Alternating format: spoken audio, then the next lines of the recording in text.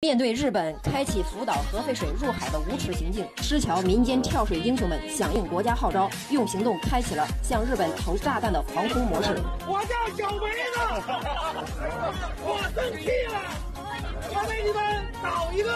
哎呀，希望我这一倒，给小日本炸平了！以施桥梅哥和马大爷为代表，大象小日本！